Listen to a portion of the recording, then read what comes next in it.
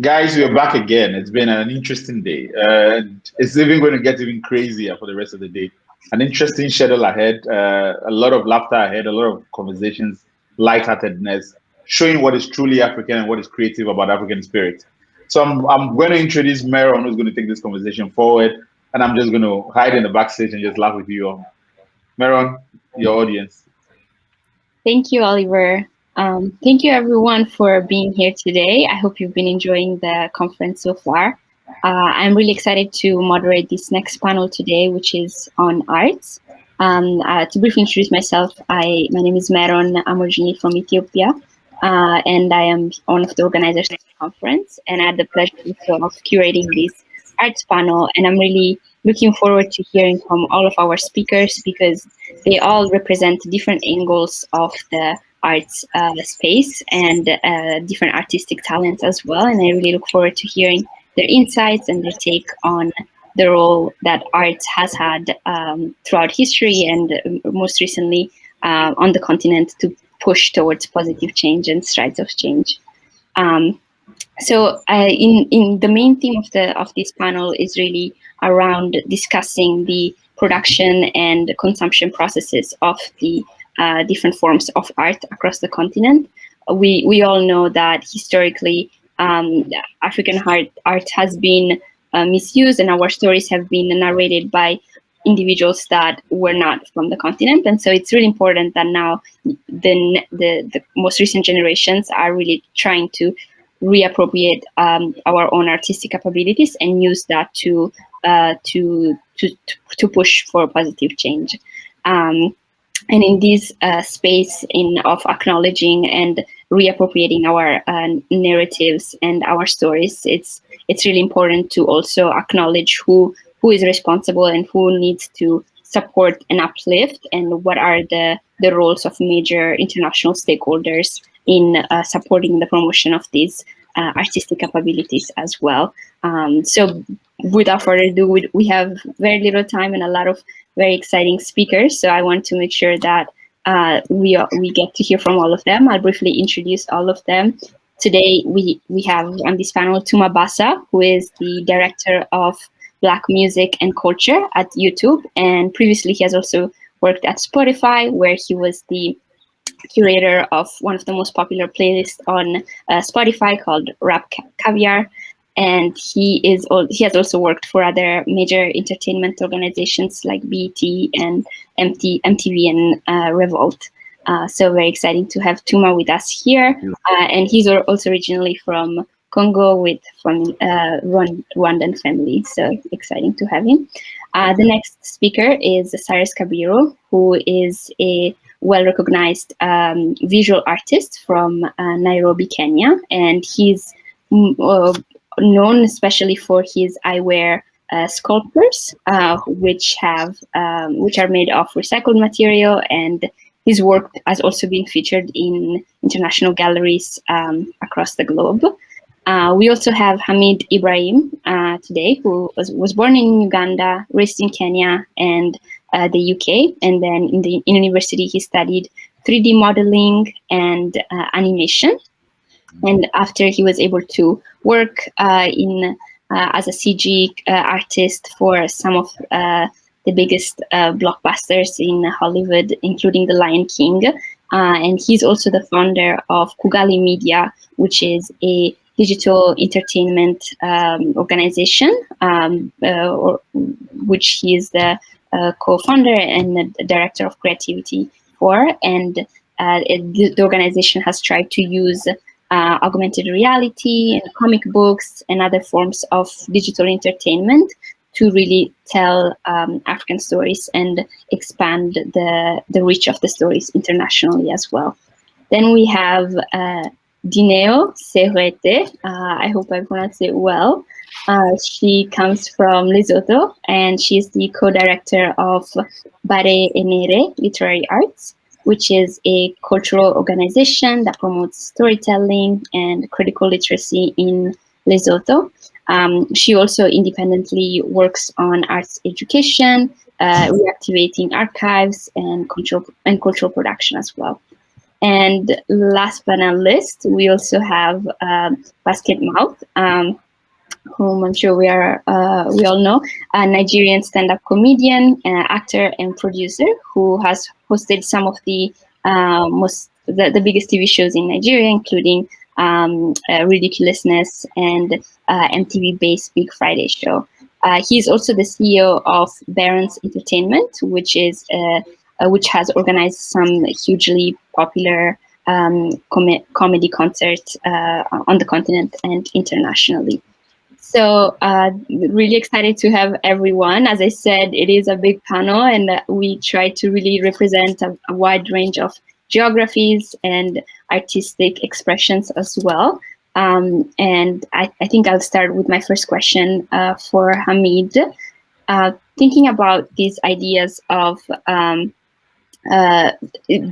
owning our stories and being able to narrate our stories and being able to also create them and distribute them ourselves.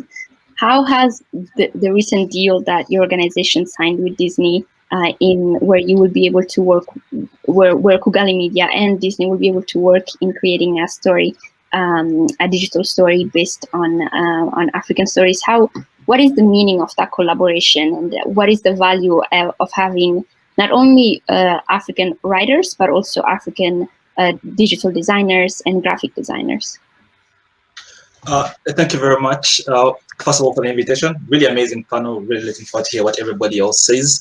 In terms of the deal with Disney, it's one of the things where there's very many levels of wins that came. The first one was just the fact that this is the first time any company in history, not just Black, not just African, any company in history has managed to close a deal with Disney Animation to collaborate on an animation. That's a big deal, right? That means Africa is paving the way forward. That's a following, which tends to be a thing Africa does a lot, right? So that was a very big thing for us.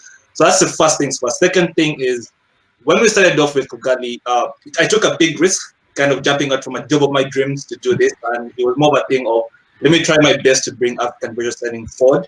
And then you see some pitfalls where most of the time, even me growing up in Uganda, right?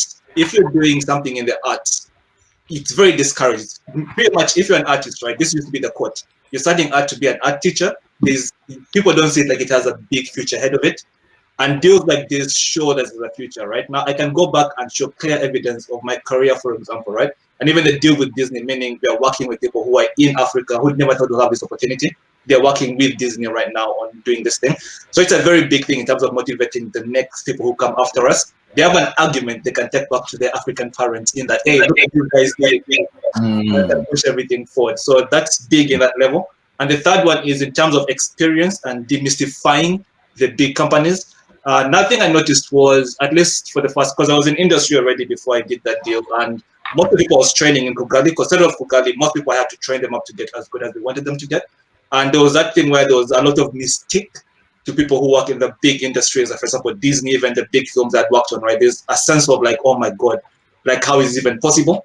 But now when they're working with them, you kind of see them as just other human beings, and that raises the belief of the artists themselves in that they can get to that level where it becomes, they've been in these rooms now, right? They know how things go in these rooms. They've learned things. There are a lot of things you learn from experienced people in the bigger stages, right, as well. So it's just very many wins in just that one small package there. So it does mean a lot in all those levels I've set it out right there. Mm-hmm. Yeah.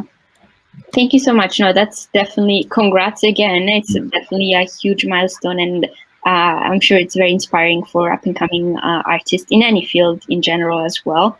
And you definitely raised a good point in regards to how bigger organizations can really contribute and support these up-and-coming artists and just artistic organizations in general. And I think that would lead me to my next question for Tuma as well. Yeah. As you have worked yourself as well with some of the major players in the art space, particularly in the music space.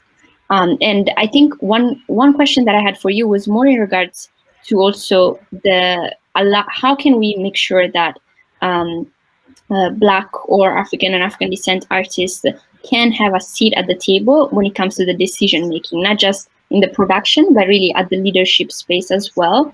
How do we make sure that these large organizations are allowing that, instead of having individuals that are just not related with the art itself. I think Hamid addressed some of that just a second ago, but what I'll do is expand on what he was saying. Is kind of like a cultural adjustment, right? And familiarity, not just with the culture of the existing culture and how you can be an agent of change, but also understand their interests, right? Because these people, these organizations have a lot of discretion, right? So if you don't understand their interests or how they operate, or I don't want to say you don't stand a chance, but they use their discretion to keep it moving and work with other people, etc., or keep things the way they are because it benefits them, right? So the thing is this. So a big part of that is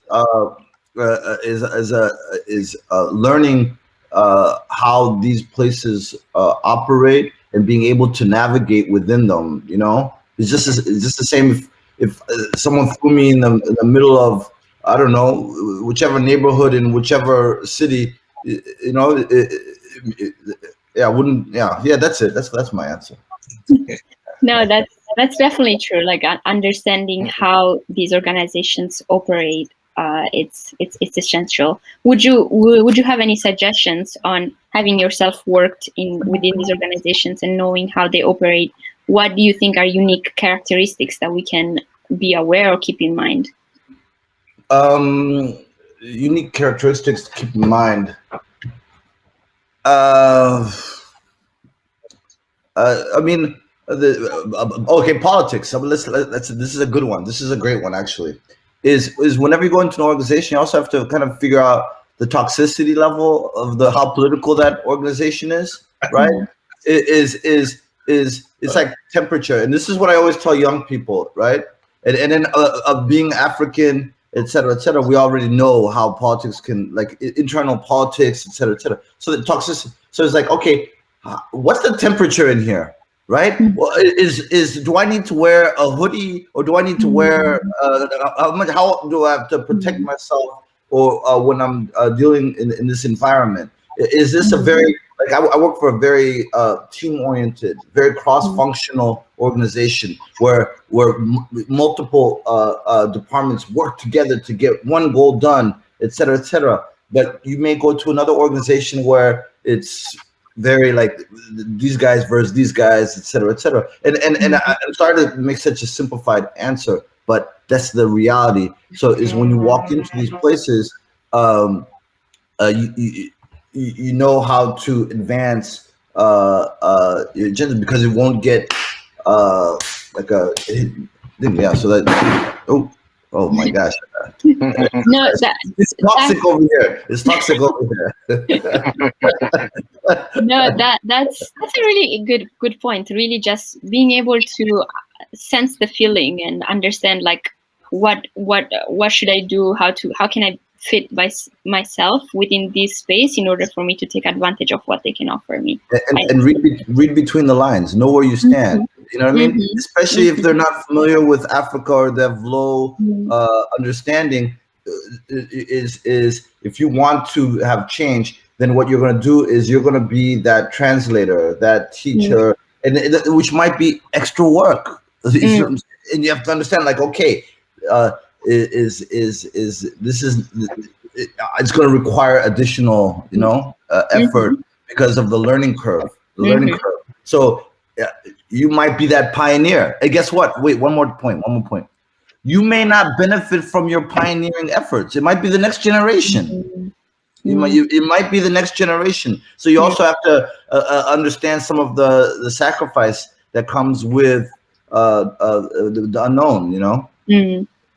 Yeah, no, really good point. And actually, speaking of learning curve and just the next generation, another point that I wanted to talk about with Lineo was about education in general and the art and the role that arts education can have in allowing younger generations and upcoming generations to be more aware. And actually, Hamid also raised that point earlier on. In African households, there is like stigmatization of arts in general, and like as a career that it's not worth pursuing or something like that. So how can we make sure that both educators and students can receive better art education? First, it starts with advocacy, I think. For a long time in Lesotho, people who showed an interest in the arts were, I don't know, people who could afford it. It wasn't mainstream like in other places where that arts is part of the school curriculum. That's only happened in recent years, where the government has finally seen a need for arts education on a larger scale. And I think it also depends on us artists taking the agency to promote the value of the arts. When I finished school, I studied business for my undergrad. When I finished school, I knew that I was not going to work for a company that was apparent. And I knew that I was creative. So I had to figure out a way to live this thing that I was speaking about, right? To actually make a living off of my art. And I was fortunate enough to be able to make the right links in that way. And now I feel like I can be an example to the youth. Like, look, you are talented. And if you cultivate this talent that you have, then you can live off of it. And then I can also be an example to the parents, like, yo, look, if you actually invest in your child and invest in what they're trying to do, then there is hope for it, right? We've done a lot of work talking to the government, trying to rally people together and really push this thing hard and get it into people's minds that there is value in the arts, and everything else around us comes from the arts anyway. You watch TV every day. Those people had to have studied it somewhere. So why do you think it's this foreign thing that only, that you only see on TV? Your kid can also do that. It's been really incredible working with young people. Like, on one of the projects I'm working on is a digital series, right, where we promote stories on policy and put them on YouTube. And the response has been incredible. Yeah, the response has been incredible because now we're talking about real issues that the grown folk can relate to. Like, yo, there's this thing called Vision 2020, for example, that 2020 is going to be the year where everything changes and Lesotho becomes great. And well, it's 2021 now. So, but then we have young people working behind the scenes on production, and we're mentoring and tutoring them on how to write these stories, how to dig up the research, how to ask the right questions, and it's making an impact. So I don't know if that actually answers the questions, but I feel like it takes agency, really. No, it's definitely a good point. The advocacy aspect, and also just the acknowledgement that art, it's everywhere, it's around us, and it's beyond what we can think of like usual typical arts. But it's definitely a really good point. Yeah. And also the use of technology can be a leverage for that as well. Great. And also, it's the 21st century. Sorry, I'm saying it's like we're not growing up in the same time, under the same conditions that our parents grew up in. Things are changing now. So, with technology, they can see how the world is shrinking, and we can connect like we are now. It's like, I love this panel because it's like African kids really who have pursued the arts and in their own respects have done great things and are doing great things. And this, we're just every other African kid, really. Yeah. No, that's really good. I mean, it's very positive, and things are changing. And actually thinking about how things are changing, I would like to move on and ask Cyrus, in regards to your art as a sculptor. I mean, we know that African art physically has been historically very misappropriated and, if not stolen, and taken to other regions. And African artists themselves have not reaped the benefits of their own art for a long time. So how have you seen in recent years with artists like yourself and other contemporary artists, African artists, what actions have they been able to take to make sure that their art was valued by themselves, and also to make sure that they could benefit from their own production instead of having outsiders benefiting first.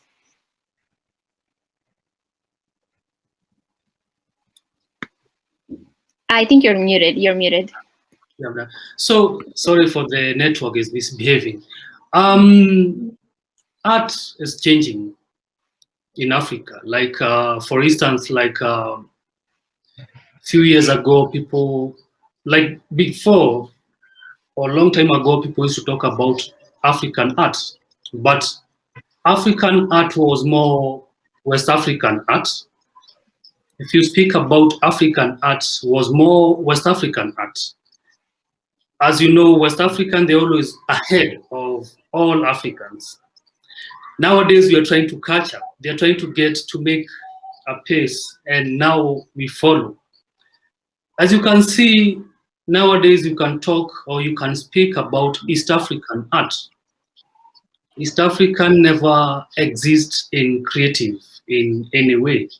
So things are changing.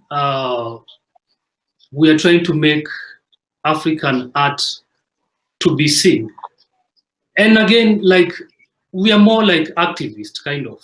We're changing African, like in politics, kind of. Few years ago, like 3 years ago, like 3 years from now, like 3 years, we have been having like election every year in every country, like in Africa, and you're having an election next year in Kenya.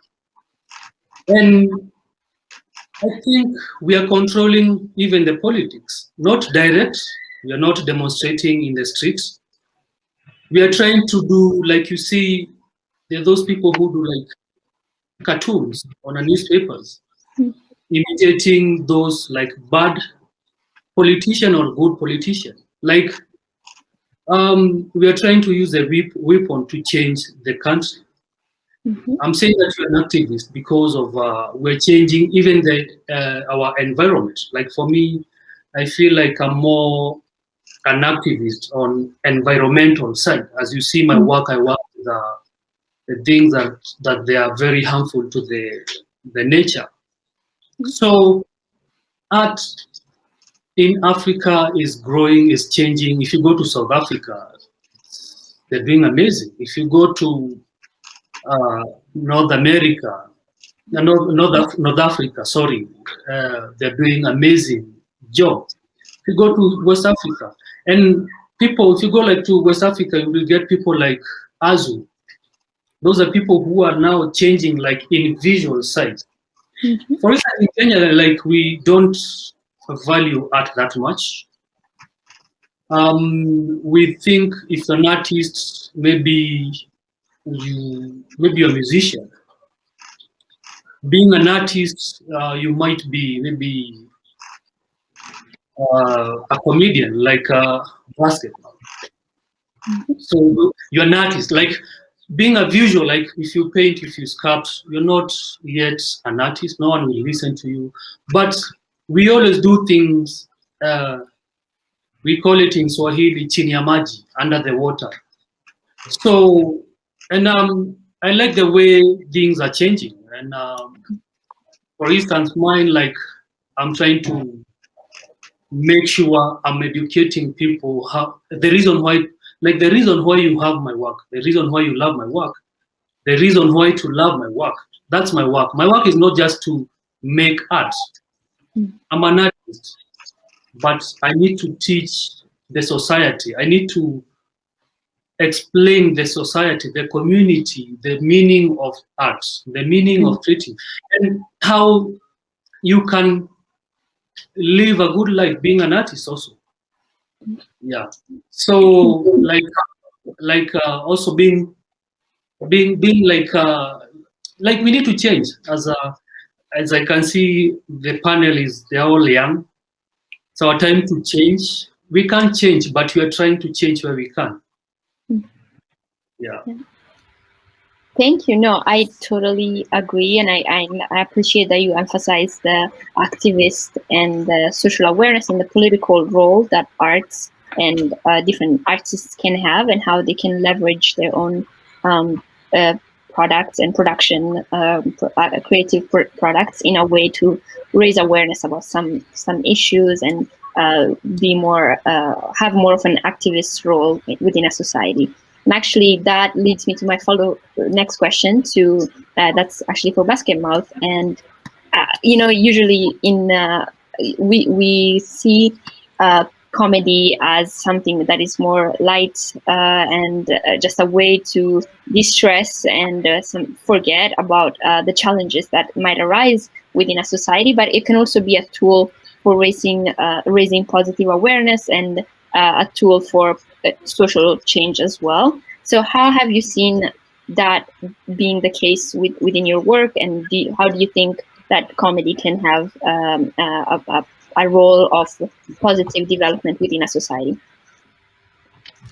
Thank you. First of all, I'd like to apologize for the environment. I'm actually I'm in a car. I'm hosting a wedding upstairs, so I decided to just marriage marry everything. Now, in terms of art, in terms of what I do, in terms of what we do, you can there are two ways you can tell your jokes, where you can express yourself in terms of your storytelling. Now, you can hit a joke and just pick on topics that are just regular topics that people can relate with. And you can pick materials that people not only will relate with but can learn from. So yeah, back then when I just started, I tell jokes just to make people laugh. But it got to a point where I saw a shift in terms of when social media came into the picture. Because when we started, there was no social media. But when social media kicked in, things started changing. Stand-up comedy that could be consumed for 1 hour had to be cut down to a shorter duration. Why? Because everybody's moving to social media. The internet in Nigeria is not as fast, in Africa is not as fast as it is in the Western world. So the consumption reduced. So we have lesser time to deliver these messages. So when you want to tell a story for you want to do your stand-up comedy for 10 minutes, um what are you selling in that 10 minutes? What are you telling people? Are you telling them the truth? Are you just making them laugh? What's the message? So I decided to start telling passing messages through my material. And when I saw a vacuum in that space, because people started creating short skits just to make people laugh, ridiculous stuff. Sometimes it's fun, it's funny, but there's nothing most times in it. So I was like, okay, start um, passing messages through your own um, material. So started creating sitcoms, started creating short series, break them down into seasons, 13 episodes or whatever number I feel I can handle, and pass those messages. Because I grew up when we used to watch here in Nigeria. We have shows like Ichoku, Village Headmasters, and all that. Back then, we used to watch these shows and we learned from these shows. Even when our parents are not around, they know that you when you watch this show, there's so many morals and very positive things all knitted inside the stories. So we don't have that anymore. So that's why I decided to. I was like, okay, Bright, you've got the numbers. Just pass those messages. You'll pass it the right way, and that's how. And comedy is universal. Even if you watch a horror movie right now, they infuse humor into it, which means everybody wants to laugh. So I thought about it, like, since everyone loves comedy, why not the best way to pass this message is through comedy? While they're laughing, you're throwing those things in there. And that's how I flipped everything around and made sure that every content that I create must have, a message in it. And it spreads down to even the music that complements the art, the sitcoms or the movies that I'm working on right now. So Mhm. it's just I use it as a tool. Right now. I just use the platform. I use the talent. It's just my own tool to just you know educate people as much as I can. Mm-hmm. Yeah, no, that's true. Everyone likes comedy, so why not use it for positive change? Thank you. I would like to go back to Hamid and to tie back to when we're talking about education and the role that how can we make sure that individuals can be more involved in the production processes as well. You mentioned that skills training was an important factor for Kugali Media as well. So can you tell us more about what resources are still lacking in the education process of individuals that are interested in going into digital design and creative processes like the ones that Kugali Media is putting forward? Cool. In terms of the education side, that's a whole hill to climb. It's a very, very tall hill. In that, if you think about traditional art, it's much simpler. You can do it a pencil or paper, very cheap. Paint, slightly expensive, but still cheap, right? Paint canvas, very still kind of expensive, but cheap. But when you jump now to, you're gonna buy a computer that's powerful enough to do that work, and the software to back up that work, it gets really, really difficult. Thank God there's some open source software right now. For one, anybody who wants to jump into 3D, there's something called Blender. It's really good. It's free, and that's a very good point to start out from. I would say industry standard is usually Maya, but you can, the moment you learn the basics through Blender is one way of planning to train people, right? You learn the basics through Blender, and then you transit to the more expensive software, Maya. Now, putting that aside, if you think about the beauty of the internet, actually, I'll even use myself as an example, right? Obviously, I studied animation in uni, but one of the things that really pushed my career forward in terms of making me leapfrog most of my other colleagues in the career as well was because obviously I didn't grow up that wealthy. So during university, I had to work, and I was working in London. My university is in Hertfordshire. In the bus trip between London and Hertfordshire and to and fro, it's about 5 hours in total time. And I use an app on the phone to learn to code, right? Because I'm a student, I'm training is like 30 minutes to get there, but I'm a student, I'm broke, be eating pasta the whole day, right? So I learned how to code on the bus on my phone. That's how I learned how to code. And that's one of the factors that really made me leapfrog a lot of people in the career, in that I learned to automate a lot of the things I was doing. And that's how I could move much, much faster than anybody around me, right? Now, that app that I learned how to code, somebody in whichever African country can use it. Right, just an app, it's really cheap. It was like £2 at the time. I haven't looked at the price right now. So it's really cheap. And then you look at YouTube, right? For anything that's computer science based, animation as well, even art, YouTube is a powerful enough tool because you can learn everything you need to learn as a beginner. The only problem with you, or the only problem with the problem we have right now isn't the lack of knowledge. The problem we have right now is how to properly curate the correct knowledge to the right people, right? That's the problem, how to direct that to them. And with, for example, in Kugali, we can just, you come in, right? You already have your skills. You have a few gaps, obviously, because you self-taught. Most people in Africa are self-taught as artists. The good thing for us is that guarantees they have the passion for it, versus if you're hiring from the West, where it's a lot more normal. So somebody could just have a little bit of passion, just like the idea of it. They haven't gone through the depth. But if somebody from back home can do a good 3D model, guarantee you the amount of strife they went through guarantees that they're really good. So that's a weird positive. So YouTube is there, gives us the free education, just curate it all the way through. Just use that. Google as well, launching some good things, and just search on the web, right? So internet, I know it's a bit really shaky in Africa, but it's much better. It's gotten much, much better than when I was there. At this, back in my day, 5-minute video, that's 30 minutes of loading time. Right now, it's 5 minutes is about 6 minutes of loading time, right? So it's not that bad. So I'd say YouTube is a big one. But just a starter, it's a very big hill. There's no way around it. We're trying to solve it, but at least the education bit is there. It's just the tools to do that. We have software which is free, just powerful enough computers for people to get. That's a challenging one. So that one is not solved yet, but we're getting there. We'll figure out something about it. Yeah, no, that's a really good point. The difference in like the tools that you need and how there are bigger struggles when you need actual like software that is very expensive, but creating more open source spaces and the educational tools that are available already online are a good way to get started. And actually that leads me also to my next question for Tuma, since we heard about Hamid's experience with YouTube and Dineo's as well.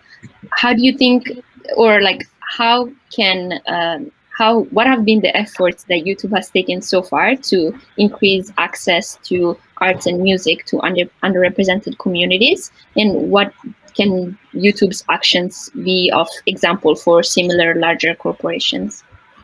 So interesting is what Hamid was talking about with myself and Sarah Rowley, with Meron, who you've communicated with, talked about that this week, about YouTube being this great leveler, right? Like not to promote my own employer, company, or team, etc. But there is beauty in technology in terms of leveling the playing field. One of the things, because I know somebody in the audience is saying, "Oh, well, not everyone can afford data in Africa or Wi-Fi access, etc." But one of the cool things about YouTube is you can adjust things like from HD to the 480, so it doesn't use as much data because you want the information, right? You can use products like YouTube Go, which is like a skeleton version of YouTube that doesn't passively consume data or take up a lot of Wi-Fi. You get to what you want. So, hey, what was your question again, Meron? What was it again? My question was more, what are some initiatives that YouTube has already? So many. For music, I'm on the music side of YouTube. So we have things like the Black Voices Fund, for independent up and coming artists, Foundry, right? You have to be independent. You have to be up and coming. These are grants. These are the different availability. That's a very big part of it, is that it's available everywhere, because YouTube, the thing about YouTube, and I just had this conversation with my cousin, is that it's available everywhere, right? So you can get on there's no friction, there's nothing keeping from somebody who needs to see what you've done, right? Because whether it be if you're in Guinea-Bissau or Malawi or in Lesotho or in Namibia or Nigeria, doesn't matter. You can get to it. That wasn't the case when I was growing up. When I was growing up, if I made a song, etc., I was dependent upon distributors. I was dependent upon and retailers. And even magazine editors to get the word out there. That we had no social media. Who called me young? Cyrus, you said everyone was young. I'm not young. I'm twice everyone's age. Right? I died this. This is died. Like, you know what I'm saying? It is so when I was growing up in Zimbabwe, and it almost didn't feel real. And you were talking about parents and there was no prestige even in being, they looked down, like they didn't see the path to prosperity, right? So with technology now, right, it's how we use it. It's not the technology itself, it's how we use the technology, right? With technology now, we can leverage the technology not only to learn, but to promote, right? And to have almost resumes of sorts, right? So they're like, so we show our work, it's there, and I'm not. Oh, thank you, Ricky. But yeah, that's mine. Mm-hmm. Yeah, no, I totally agree, and I think especially with the pandemic, we all have started to embrace technology and the roles that it can have in helping us have access to all the type of resources that we need, like this conference now. And leveling. Leveling the playing field is like, if we know we're good or we have the potential to be so great or better than everywhere else, this is the chance to show it. This is so we have to go a little bit harder than everyone else, which that's a better reality than not having any opportunity. Yeah. I think definitely it has a role in leveling the playing field, but as someone mentioned in the chat, technology, we also need to acknowledge the bias that can come within technology, or the way in which AI is designed. But that's why we have people like Hamid that are promoting more African artists and digital producers to eradicate that bias. I would like to move on to ask a few more questions to Cyrus. So within your art this past year, given that your art is very based on visual and like having individuals being able to come to your art galleries and showings, how has the pandemic affected your art? You're muted. You're muted again. Yeah, first I want to tell Oh, Tuma you're still Basa. muted. Okay. Yeah, I want to tell Tuma Basa that even Trump is young. He's yeah.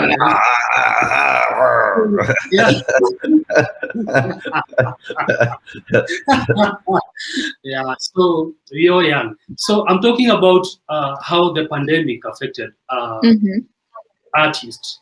Yes. I feel like it's too much, especially like for the young upcoming artists.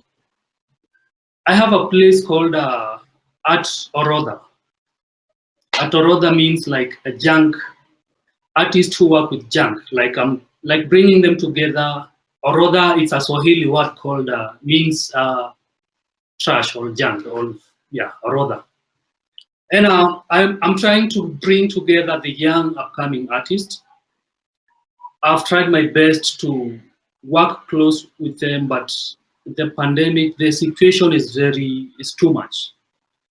Right now I've canceled like 10 travels. I was supposed to travel in 10 different places, and I'm still canceling because of the situation.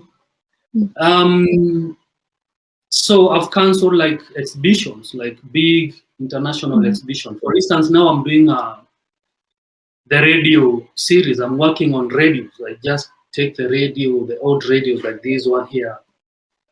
And I was supposed to launch last year, but the situation made the exhibition, like it forced me to cancel the exhibitions. So in Kenya, it's difficult because a lot of people, a lot of artists, they rely with international, like international exhibition, like when you do exhibition outside Kenya. And local market in Kenya is not that good.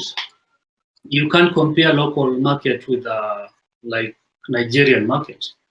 Basically, I make a lot of money when I go to Nigeria more than in Kenya. So, and that's why I was telling you, like in Kenya, a lot of people, they need more education about why buying my art, why having my artwork. And I was telling someone like yesterday I was with CNN, like they were featuring like the situation with me and with pandemic for 2 days.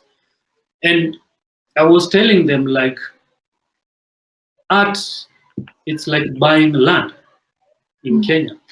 If you buy my work, even if I give you my work, the same amount, the amount that I sell to you will change. I used to give my artwork. I used to give my area. You do my homework in school. You do my homework, I give you an artwork. You do my exam, I give you an artwork. As I never studied in school. And after I finished, I realized that people want my work too much. I started selling for $5.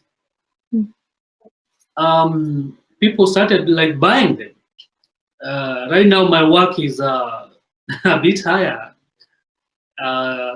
In an auction, I participated on an auction like few years ago, and my work goes for $20,000. A small artwork that I used to give. I used to trade for the homework and exams. The situation is changing. In Kenya, we don't have a lot of galleries. We have like 3 galleries. They have the artists they deal with.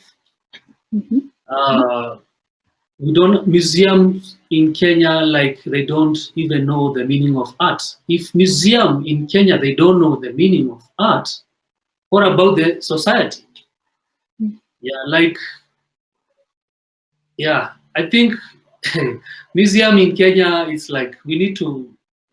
I'm working on that. I'm trying to change. I will try to change as an artist. And in this pandemic, all artists supposed to run away to. We were supposed to be accommodated in museums and galleries, but we don't have anywhere to run away from. We don't have anywhere to hide. Like we are just it's difficult kind of. So what I do, like few of us, like big artists. I'm not that big, but few of us like artists who are ahead a bit. We are trying to support like upcoming artists. For instance, I did a project with I work with like more than 10 artists, very upcoming artists. Uh, I we made 1,000 masks. Some we made from the trash. Some we bought the real mask and we decorated them. 1,000 masks, and we end up giving the people who needed them. Because you know, a lot of people they wear masks here because of they fear police more than corona. So it just gave me an idea of working with a mask. Like I decorate the mask, we decorate like 10 of us. Then I pay those upcoming artists a small money just to support them. And then we give a place where I grown up. I grown up in a rural area and a slums in Nairobi called Korogocho. And we gave 1,000 masks in that place. And from there, people started like wearing the mask, and they used to feel good having the mask made of like decorated. So those are things that we are like I'm trying to do on myself on supporting other artists. Yeah. Mhm. Yeah, no, thank you so much. I mean, it's definitely important to acknowledge the challenges that the pandemic has brought to a variety of professionals, and artists are included in this as well. But I thank you for sharing also the positive strides and the work that you've been doing to use art as a tool to raise awareness about the pandemic, and also to make sure that artists themselves were being busy throughout this past year. So we have one question that is in regards to the importance of the Africanization of art history, and that actually related to something that I wanted to ask Lineo, because I know you have done some work in regards to the way in which you can decolonize our specifically the literary space in Lesotho, and so I was wondering if you can tell us more about how have you found colonial legacies impacting the way in which literature and art in general in Southern Africa has been impacted, and what has the work that you've been doing with your organization and other involvements, what have they tried to do to decolonize that? Okay, so all of us are suffering from colonial hangovers, right? As in all of us previous colonies. And there's this misconception and false narrative that we're independent now because, you know, Britain gave us our independence on paper. But we still rely so much on foreign aid. We still rely so much on policies coming from the West. We still rely so much on pretty much everything, technology and everything else coming from the West. Like, think about the interest that we all have here. It's stuff that we saw from American TV, to be honest. So you end up seeing the subtle ways in which these hangovers still exist. And the way we have tried to tackle it in Barenere was focusing on language, because there's this huge disparity between the way people use language in Lesotho. Like, we all speak it. Fortunately, we're mostly homogenous in that about 100% of us speak the same language, even though we are different peoples. But when it comes to writing and communicating in our native tongue, that's a problem. People would rather speak or write in broken English than do that in Sesotho. And this comes from the architecture of the language itself, which was coded by missionaries who came from Europe and spoke French, hence my name is written the way that it is, but spelled, pronounced differently. It's always a history lesson when I meet people elsewhere. On one hand, it's good in that, you know, this unique feature about where we come from, but on another, there's this thing that needs to be acknowledged. Many people would rather say, hey, at least if you see LI, you know it comes from Dineo, so that, you know, draws a distinction between us and South Africans. But very not often enough do we actually sit down and think these things, these small nuances still impact the way that we communicate and interact with each other and the way that we value and perceive ourselves as a people. So our work has been doing archival research on that and trying to bring these facts to the forefront so that they become part of the conversation, so that they become part of promoting new ways of thinking and doing, right? So we came up a few years ago with the project for a creative dictionary, because there was this thing that, you know, we can't create new words and we can't speak a certain way because that's not the correct way. And the correct way was modeled by those colonial blueprints. So now it's like, we are young, we are creative, and we have the agency to do whatever we want. It's our language. And in fact, language becomes because people use it. At some point, the words that we're using right now sounded wrong to someone else because they were something new.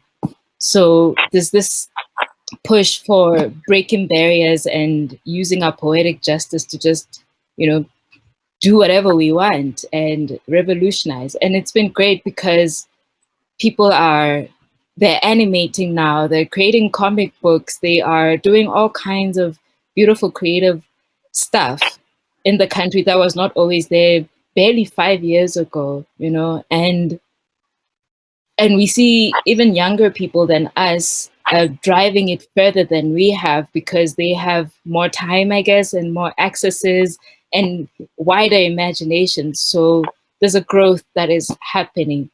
As far as the region, because we share this common history, let's call it that, these are things that we actually use to draw closer to each other versus what has happened historically, whether it was xenophobia, oh, you're from there, your country's poor, oh, you're from there, your country's that, your country's that.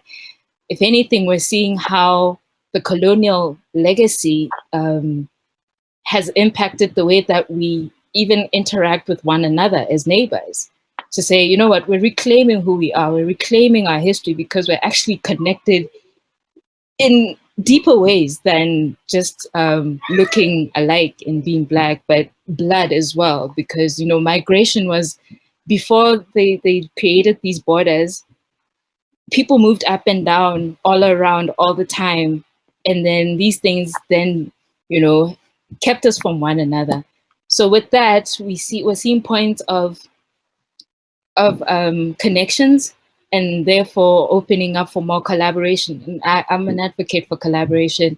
And then with that, it's no longer about you're from where or you're doing that. It's more about the kind of artistic and cultural production that we're doing and the way that we're highlighting the errors and mistakes of the past and rectifying them now and trying to pave a way forward.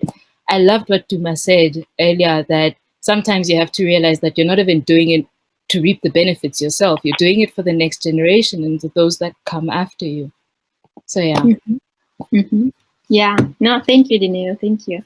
I would like to ask to go back again to more the impact of COVID and how technology, we've been using technology, to ask Basketmouth how, since your work is also very performative based and based on audiences, how have you been able to leverage like the challenges and both the opportunities that have come with these new ways in which we interact virtually?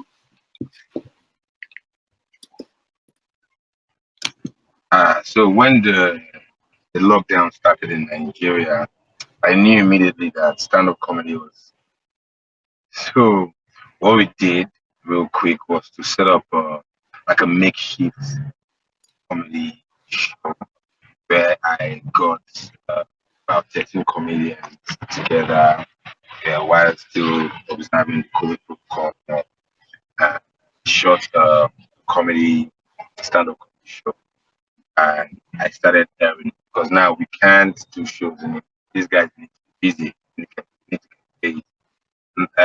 Funding the show, I won't be able to fund the show. So what we did was we went to brand and got them to fund the show. So from that funding, we got to pay comedians, everybody that was on the project. Now that kept us going for, because it's called Sunday Night Laughs. Every Sunday is every comedian that was had his own special, which is something that normally they wouldn't be able to do. This help actually was even more. It was better off in terms of feedbacks. When we do gigs in Lagos and the show is just for about 3 to 5,000 people, that's the most people that can fit it off. But now taking it online helped in terms of the reach. Now we put it on from Facebook to YouTube, or Twitter, and that helped each comedian. When Lagos opened, yeah, their bookings picked up. Now, what I did was I didn't see it coming, but at a point in time, I saw that the amount of people that were going for gigs started reducing, the decline coming a bit. So what I did was I already started planning the comedy club before the pandemic came. Then I was like, okay, we'll start doing stuff that people don't have to come to particular thing to experience. Oh, that's why we set up the comedy club. And now what we do right now is we also run a comedy club because it's big open now. It takes about like 50 to 100 people. And we still record the show, but we've not started putting it online. So in terms of how it affected us as talent, yes, in terms of we don't get booked like before, but if you're able to create your own content, it's easy now because every brand wants to sell. The world is a marketplace, everybody wants to sell. So what we're doing right now is to create content that brands would like to jump on, and by doing so, they are reaching the audience, we are entertaining the audience. So it's a win-win situation. So and what I also did when I was creating, like, there's a sitcom that we've just finished season one. It's called Package. We focus on mostly the ills in our society and not just Nigeria. So what we did with that one as well, that we made an album. Yeah, that made an album that complemented the project itself. When we did that, it also helped in terms of now it's not just comedy anymore. Now it's music. Now we're starting to music. Now from the music, it now goes into the music videos, down to the making of the music video. Now, everyone is busy. The photographer is busy. Guys handling the cameras, they're busy. Musicians, they're busy. I am busy. So it's I just loaded ourselves. We loaded ourselves with a lot of work. So right now, the pandemic doesn't really affect us as long as, because what we are hoping for is a faster network. We have a lot to deliver, but we are still tend I don't want to drop things out and people are struggling to watch. Yeah. So we are hoping that the internet gets faster, so that way we are not pulled back from. Because me personally, like Tuma said earlier on, you can reduce the resolution of the video.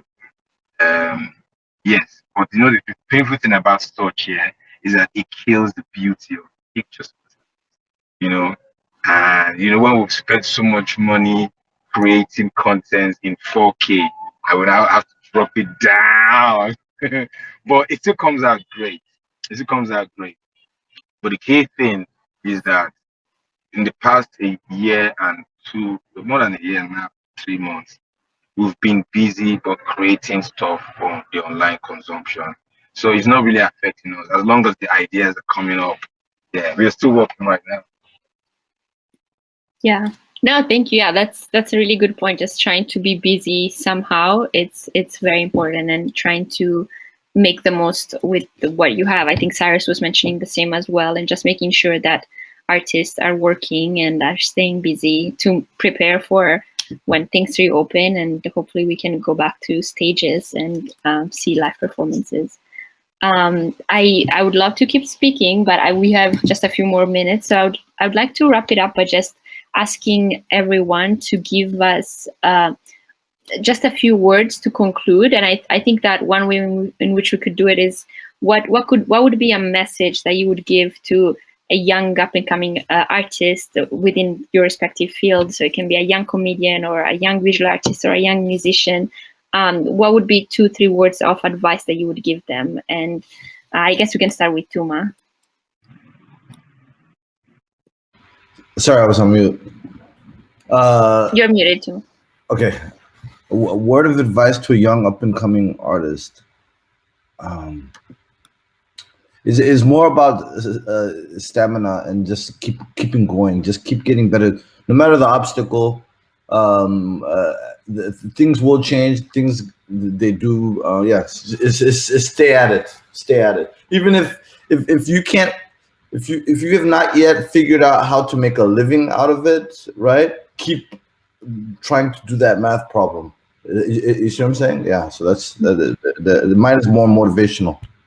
Yeah. Thank you. What about Hamid? Cool. So in terms of advice for a young up-and-coming artist, I'd say, because I'm more of a visual entrepreneur, like so instead of as an artist and so on, I have the one piece of advice that always helps me out is pretty much, if it was easy, everyone would do it. Just because I usually find myself in some really difficult times. There's a time I remember I took an 11-hour flight, went to an event for 1 hour, took back an 11-hour flight back, and then had to got another flight 2 days later. And in my head, I was just like, if it was difficult, if it was easy, everyone would do it. So just have that running in your head, and it's not for the faint of heart. So I like people who want to go for greatness, right? So for example, I was born in Uganda, not that rich of a family, single mom in the UK. We started off by sharing one bedroom, me, my mom, and little sister, right? For me to dream this big, I knew that I would have to sacrifice a lot. And if you want to move forward that quickly and you want to move forward, I want people who are striving to be great. Don't be afraid to be the greatest ever, right? Like for me right now, the person who inspired me in art is Leonardo da Vinci. And because he always had that thing where he said, how do you know your limits if you do not test them? And I'm an advocate of that. Like, try and get your limits and surpass them. Me personally, myself, I'm trying to have impact bigger than Leonardo da Vinci. That's one of the greatest artists in history, right? That's a huge thing to aim at. Now, I want somebody to come in who has even bigger goals than that. Why can't somebody like Elon Musk, he's thinking about sending people to freaking Mars, right? He was born in South Africa. I'm pretty sure we can imagine some crazy stuff ourselves and bring them to reality. That's how the world moves forward. So I would say, when things get hard, just have it running in your head. If it was easy, everyone would do it. Is this who you are? Are you a quitter or are you a winner? That's pretty simple. Thank you. What about Cyrus? Remember, you're muted. Yeah, sorry.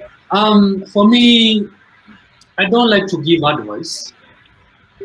What I do, I speak. You choose whatever the point. If it will help you, it's up on you. But what I can say is that to the young artists, please, we need you. We need you. And for us also, we just came from far. We didn't wake up in the morning and be where we are now. We struggled, we suffered a lot. So don't fear, don't worry about the situation. It's something that will come and go. Work, and just be you, and don't just work hard. That's what I tell the young upcoming artists. Thank you. What about Lineo? Okay, a few things. Read books. Books are the cheapest technology you're gonna get out there. There's a lot that you can download in PDF on the internet. It doesn't require a lot of data. Just stuff as much knowledge as you can into your brain. And try out the things that you're reading. You never know where it might lead you. Secondly, know your history. There's a lot for us to harness from our heritage that if we really dig into it, we realize our ancestors were way ahead of their time. And then the colonizers came and made us forget who we are. And now we look down upon it as if it's this outdated thing. So we need to reconnect with where we come from. And lastly, just do you. Suffer for the thing that you love. Suffer for it. Be bold, but be, mindful. Also, you can't keep trying something if you're bad at it just because you love it. So know your strengths. But yeah, those are my limits. Like, just read. Reading books are your friend. Yeah. Knowledge is definitely power. And lastly, yeah, thank you, Basketmouth. Yeah. Number one, try to be original. Nobody wants the same. They have one already. They don't want to replica. Two, try as much as possible to be true, be honest, honest with yourself in terms of the fact, right?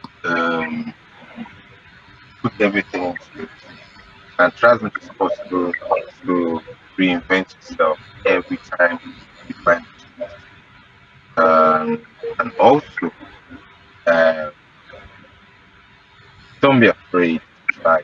Okay, don't be too comfortable. Don't be too comfortable. Don't be on top of the bottom. Don't be too comfortable being on top of the bottom. All right, you need to push yourself as much as you can. Sometimes you want to make the obstacle your way, not necessarily break into it. You go around. Just be smart about everything you do. Always know that being you will always remain your passion. Nobody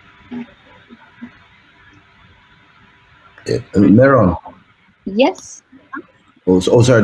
Basketball? Did I interrupt you? No, it's fine. I'm done. Oh, no, because Basketmouth just said something that made me want to change my answer. Go ahead. It's okay to change my answer? Yeah. It's too late. No, sorry. No, I'm kidding. Go ahead. Okay. Yeah, it gets better, but the part about being comfortable is the most important. Is being able to get outside of your comfort zone. My boss sometimes likes to quote Bob Dylan, who says, "If you're not busy being born, you're busy dying." So yeah, that's On to that, actually, yeah. One more thing. Sorry. Make friends with people who are better than you, so that you can learn from them. Yeah. Nice. I love it. We can just stay here. One last. Yeah. I'm just kidding. No, I'm sure we can all just go back and forth, giving each other motivational speeches. But thank you so much, everyone. I mean, I would have so many questions. I love asking people questions, so I could just stay here and learn from all of you. But unfortunately, we have to wrap it up. We definitely had a long day with a lot of panels, so we're happy that we were able to end it with this topic, and all of you were just phenomenal, and I really appreciate all your insights, and we all had some great takeaways, especially with the concluding remarks that you shared. But thank you so much. I will leave it now to Oliver, who will end it for us. But thank you to our speakers again for coming and for sharing your words, and thank you to our attendees as well. Thank you. Thank you. Yeah, thank you. Thank you for having us.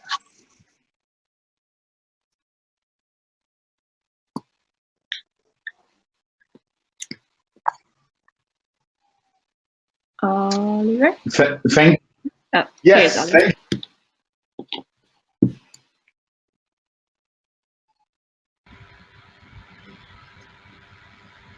And wherever you are, I want to say a couple of things. First of all, let me thank the keynote speaker for today.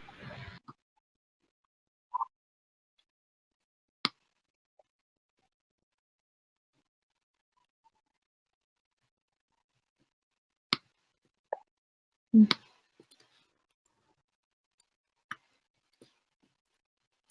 think Oliver is having some technical issues.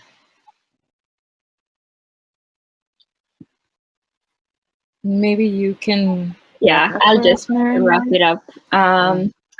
Thank you so much. I mean, I think Oliver was trying to summarize the day for us. We started it off with Bobby Wine, which was fantastic to hear from him, and we had a great follow-up panel with some are the policymakers.